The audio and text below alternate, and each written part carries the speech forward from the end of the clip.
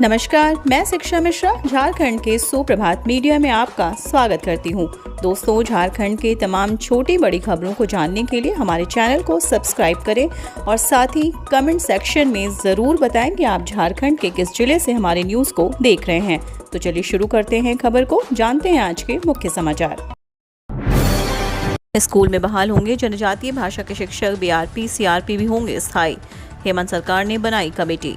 झारखंड के +2 स्कूलों में आवश्यकता के अनुसार जनजातीय एवं क्षेत्रीय भाषाओं के शिक्षकों के पद सृजित होंगे। राज्य सरकार इसे लेकर स्कूलों का सैंपल सर्वेक्षण कराएगी।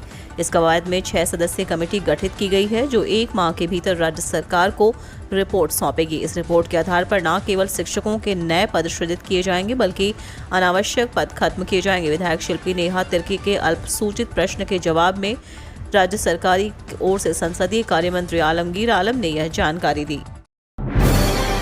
झारखंड सरकार ने दिया गैर उर्दू स्कूलों के नाम से उर्दू शब्द हटाने का आदेश। रविवार की होगी छुट्टी। झारखंड के प्राथमिक शिक्षा विभाग ने ऐसे सभी स्कूलों से उर्दू शब्द हटाने का आदेश दिया जो उर्दू स्कूलों के रूप में अधिसूचित नहीं है। राज्य के शिक्षा निकाय ने स्कूलों को आदेश दिया है कि गैर उर्दू स्कूल के लिए साप्ताहिक अवकाश रविवार को होगा, जबकि उर्दू अधिसूचित स्कूलों में शुक्रवार की छुट्टी होगी। शिक्षा सचिव राजेश कुमार शर्मा द्वारा जारी पत्र में स्पष्ट रूप से कहा गया कि ऐसी परिस्थितियों में राज्य के गैर उर्दू स्कूलों में रविवार को कोई शैक्षणिक या शिक्षण गतिविधि नहीं होनी चाहिए और रविवार को मिड डे मील प्रदान नहीं किया जाएगा। पत्र में आगे कहा गया कि यदि कोई व्यक्ति या स्कूल प्रबंधन नए आदेश को लागू करने में समस्या पैदा करता है तो इसे असमंजस पैदा करने और सरकारी काम में बाधा डालने के रूप में माना जाएगा, इसलिए कानून के अनुसार उनके खिलाफ कार्रवाई की जानी चाहिए। विभाग का यह भी आदेश है कि गैर उर्दू स्कूलों में सुबह की प्रार्थना पूर्व की तरह ही जारी रहेगी। झारखंड में अब तक 2000 महिलाओं को वन स्टॉप सेंटर से मिली मदद। संचालन के लिए मिले 3.60 करोड़।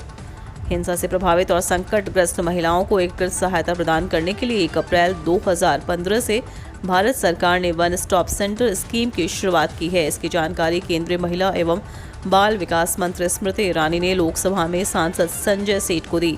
सांसद संजय सेठ ने लोकसभा में झारखंड में महिलाओं की सहायता के लिए चलाए जा रहे वन स्टॉप सेंटर से संबंधित जानकारी मांगी थी। इसके जवाब में उन्होंने बताया कि झारखंड में जून 2022 तक की रिपोर्ट के अनुसार 2000 से अधिक महिलाओं को सहायता की गई है।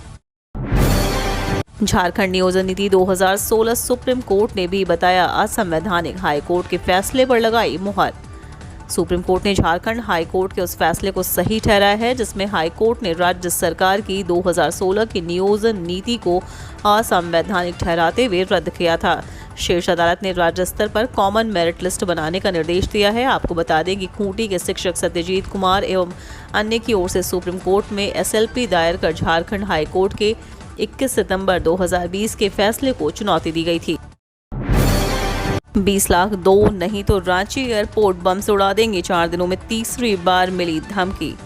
झारखंड के रांची स्थित बिरसा मुंडा एयरपोर्ट को तीसरी बार बम से उड़ाने की धमकी दी गई। इस बार भी एयरपोर्ट के एक अधिकारी के नंबर पर टेक्स्ट मैसेज से धमकी भेजी गई। मैसेज में लिखा गया कि यदि 20 लाख रुपए नहीं दिए गए तो वह एयरपोर्ट को बम से उड़ा देगा। एयरपोर्ट प्रबंधन ने इसकी सूचना पुलिस को दे दी।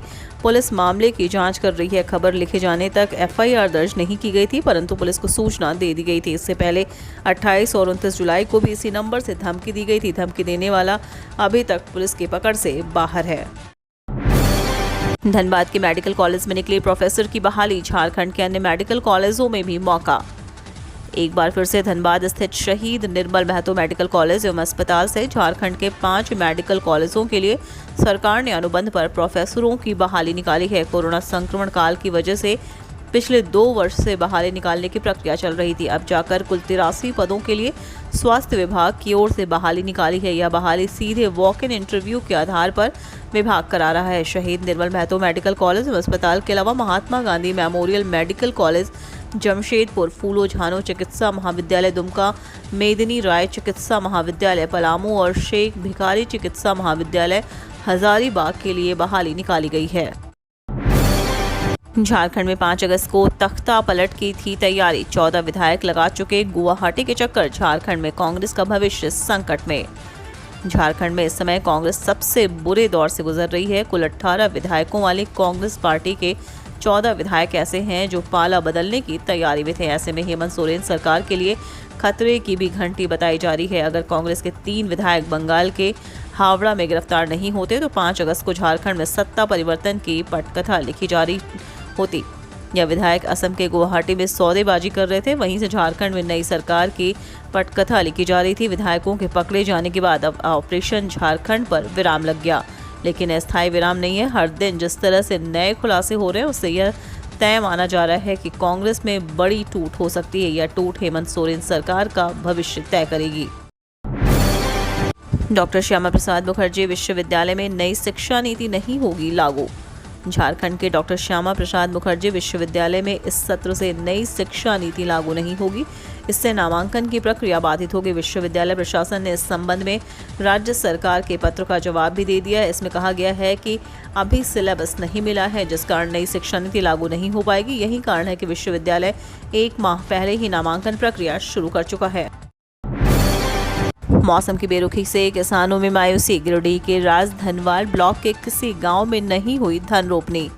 आधा से अधिक सावन गुजर गया और बारिश की आस में बैठे किसान अब निराश हो गए हैं। गिरिडीह जिला के अंतर्गत धनवार की लाइफलाइन मानी जाने वाली इस इरगा नदी में पानी नहीं है। मकई, मड़वा, उड़द, मूंग, भिंडी आदि भदई फसल झुलस गई है। सूखे के कारण उनकी कोड़नी निकोनी तक नहीं हो पाई। हज़ारों रुपए खर्च कर 250-300 रुपए पॉकेट खरीद कर लगाया गया था। धान का बीचड़ा भी झुलस गया। बीचड़ा 21 से 25 दिनों में खेतों में लगना था, लेकिन राजधनवार प्रखंड के किसी भी गांव में धन रोपनी शुरू नहीं हुई है।